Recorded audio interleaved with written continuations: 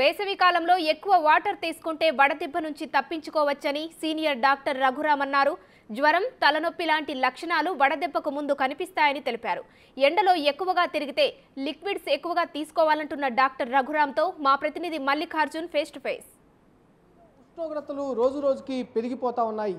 ఎండలు మరింత మండే అవకాశం ఎక్కువగా కనిపిస్తూ ఉంది. ఈ సమయంలోనే రాష్ట్రంలో వడదెబ్బలు తగిలే అవకాశం కూడా ఎక్కువగానే వినిపిస్తూ ఉంది. అసలు వడదెబ్బ తగలకుండా ఎలాంటి జాగ్రత్తలు తీసుకోవాలి, తగిలిన తర్వాత ఎలాంటి జాగ్రత్తలు తీసుకోవాలో మనతో మాట్లాడేందుకు సీనియర్ డాక్టర్ రఘురామ్ ఉన్నారు. ఆయనతో మాట్లాడదాం. వడదెబ్బ తగలకూడదు అని అంటే ఎండలో ఎక్కువ తిరగకూడదు. So first point. సో వీలున్నంత వరకు ఎండలో కనుక ఎక్కువ తిరిగితే కనుక ఫ్లూయిడ్స్ తీసుకోవాలి.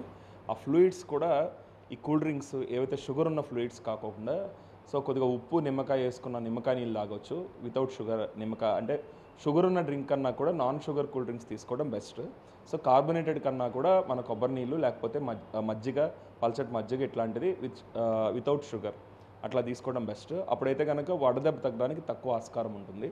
సో వడదెబ్బ అనేది ఎందుకు సింపుల్గా చెప్పాలంటే ఎక్కువ నీరు ఆవిరైపోతుంది. సో దాన్ని మనం రీప్లేస్ చేస్తే కనుక వడదెబ్బ తగ్గడానికి ఆస్కారం తగ్గుతుంది.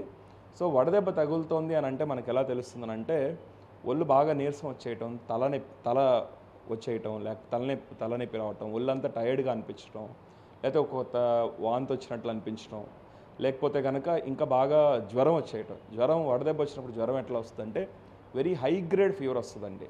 అది 102, 103, 104 అట్లా వచ్చేస్తుంది. సో ఇమీడియట్గా ఏం చేసేస్తారంటే యాంటీబయాటిక్లు వేసేసుకుంటారు, జ్వరం టాబ్లెట్లు వేసుకుంటారు. అట్లా కాదు. సో నీళ్ళు తాగాలి, బాగా చల్లనీళ్ళలో మునగొచ్చు, లేదు ఒక పెద్ద రగ్గును తడిపేసుకుని మీద వేసేసుకోవాలన్నమాట. సో ఇంకా పెద్ద వయసు వాళ్ళల్లో ఇవన్నీ కూడా ఇలాంటి ఇబ్బంది ఉన్నప్పుడు వాళ్ళు చెప్పకపోవచ్చు. సో అప్పుడు వాళ్ళకి తెలియకుండా కొద్దిగా కన్ఫ్యూజ్డ్గా మాట్లాడటం, లేకపోతే కాన్షియస్నెస్ తగ్గటం, సోయి తగ్గటం, ఇవన్నీ కూడా జరగవచ్చు. ఇంకొక విషయం ఏంటంటే వడదెబ్బ సీజన్లో మనం గుర్తుపెట్టుకోవాల్సింది పెద్ద వయసు వాళ్ళలో ఏంటంటే కరెక్ట్గా బీపీ ట్యాబ్లెట్ లేపించాలి, లేకపోతే రక్తం పోతూ ఉంటుంది ఎండాకాలంలో. సో మీరు చూస్తే కనుక చాలామందికి పెరాలసిస్, స్ట్రోక్లు ఈ ఎండాకాలంలోనే వస్తాయి. సో పెద్ద వయసు వాళ్ళు బీపీ ట్యాబ్లెట్లు కరెక్ట్గా వేసుకోవాలి. అట్ ద సేమ్ టైం నీరు బాగా తాగుతూ ఉండాలండి. సో నీరు బాగా తాగటం, సో కూల్ డ్రింకులు లేకపోతే ఫ్రూట్ జ్యూస్లు అని కాదు, ప్లెయిన్ వాటర్ బాగా తాగటం చాలా ఇంపార్టెంట్ ఈ ఎండాకాలంలో. అంటే వచ్చిన తర్వాత ఎలాంటి జాగ్రత్తలు తీసుకోవాలి సార్? ఒకసారి వడదెబ్బ కనుక తగిలిన మనిషి మరోసారి తగిలే అవకాశం ఏమైనా ఉంటుందా? ఎలాంటి జాగ్రత్తలు తీసుకోవాలి? ఒకసారి వడదెబ్బ తగిలిన మనిషి తగిలే అవకాశం ఉంటుందా అని అంటే యూజువల్లీ ఏంటంటే బాడీ యంగ్ పీపుల్లో ఇవన్నీ కోపప్ చేసుకుంటూ ఉంటుంది. సో ఒక వయసు దాటిన వాళ్ళు ఏంటంటే లేదా చిన్నపిల్లలు వడదెబ్బకి ఎక్కువ ప్రోన్ అనమాట, ఎక్కువ ఎండలో తిరిగిన తర్వాత. సో ఇవన్నీ నేను నీకు ఇందాక ఏవైతే సిమ్టమ్స్ చెప్తున్నానో, ఈ తలనొప్పి, కొద్దిగా జ్వరం అనిపించడం, నీరసం, బాగా ఒళ్ళు ఇబ్బందిగా అనిపించడం, ఇవన్నీ రావంగానే ఇమీడియట్గా వాటర్ తీసుకోవటం, లేకపోతే ఎలక్ట్రాల్ వాటర్ అట్లా తీసుకోవటం చేయాలి. సో వేడి బాగా హై టెంపరేచర్ వచ్చినప్పుడు ఈ సీజన్లో ఎండలో తిరిగామో అని అనిపించినప్పుడు మట్టికి ఇమీడియట్గా సెలైన్స్ పెట్టించుకోవటం, లేకపోతే కనుక నేను మీకు ఇందాక చెప్పినట్టు తడిగుడ్డ వేసుకోవటం, లేకపోతే నీళ్ళల్లో డిప్ అవ్వటం, చన్నీళ్ళల్లో, ఇవన్నీ కూడా చేసుకోవచ్చు. లేదా లవణాలు కూడా చెక్ చేసుకోవాలి, సోడియం, పొటాషియం ఏమైనా తగ్గినాయా అనేది కూడా చెక్ చేసుకోవాలి. సో ఇక వయసుని బట్టి బీపీ చూసుకోవాలి.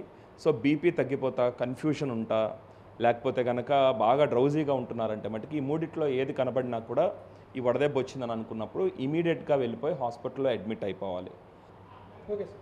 ప్రధానంగా వడదెబ్బ అనేది పెద్ద జబ్బేం కాదంటూ కూడా డాక్టర్ అభిప్రాయపడుతున్న పరిస్థితి కూడా కనిపిస్తూ ఉంది. వచ్చిన తర్వాత కూడా రాకముందు కూడా కొన్ని జాగ్రత్తలు అనేవి పాటించాల్సి ఉంటుందని కూడా ఆయన చెబుతున్న పరిస్థితి అయితే కనిపిస్తూ ఉంది. ఎక్కువ శాతం ఎండలో తిరగకుండా ఉంటే మంచిదంటూ కూడా డాక్టర్ రఘురామ్ చెబుతున్న పరిస్థితి అయితే కనిపిస్తూ ఉంది. కెమెరామెన్ లికేష్తో మల్లికార్జున, బిగ్ టీవీ, విజయవాడ.